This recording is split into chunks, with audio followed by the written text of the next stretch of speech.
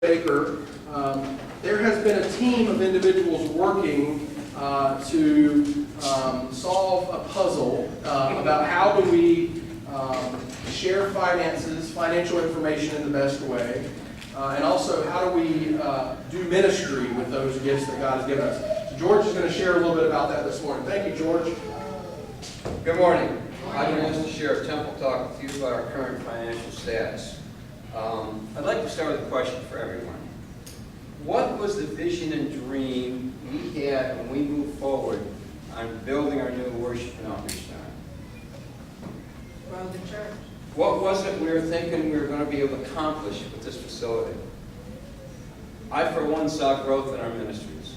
We have so many ministries that we can be thankful for. I think, carrying coats, slip stitches, just on and on and on. The food shelf.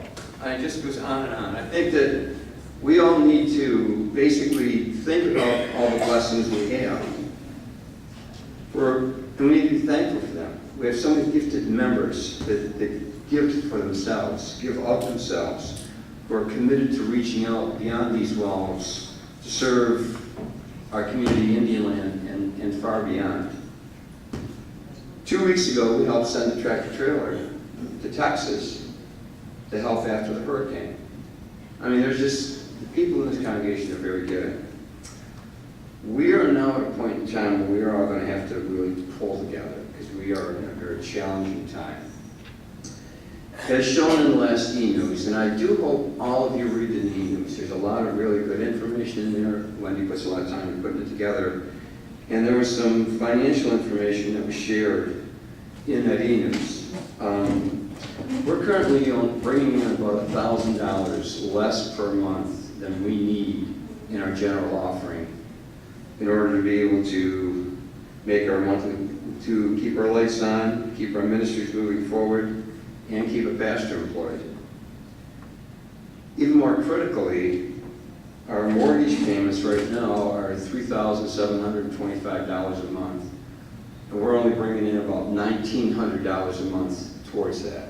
So we're bringing in just a little over half what we need to make our monthly mortgage payment.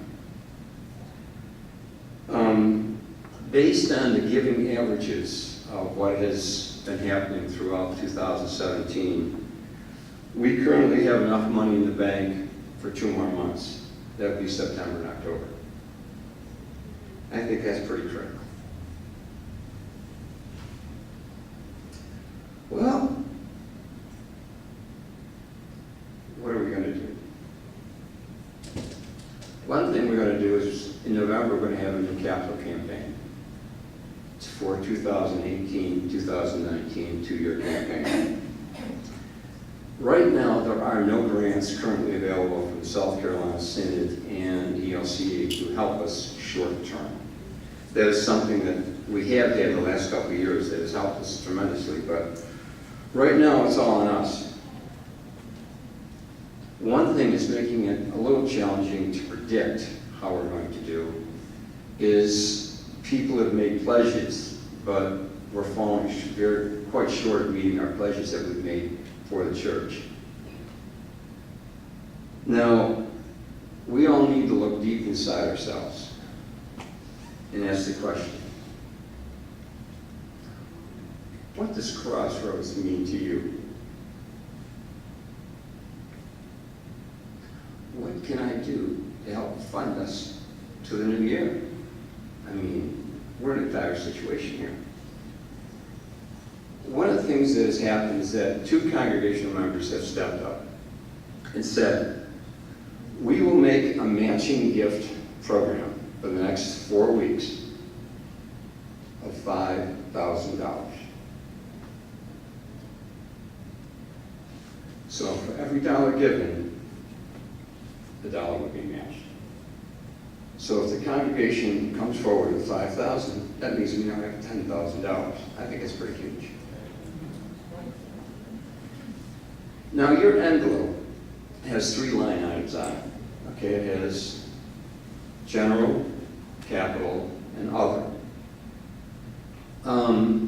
One thing I want to point out is that when you give money in the general fund, it can be used for everything, including mortgage payments. when you put it in the capital line, it can only be used for the mortgages. So just keep that in mind when you're making your donation, when you write it on an envelope. I've always believed that no matter what, you will never, ever outgive God. Think of all the blessings God has given each one of us. Can you see yourself making a sacrifice? I can. Thank you.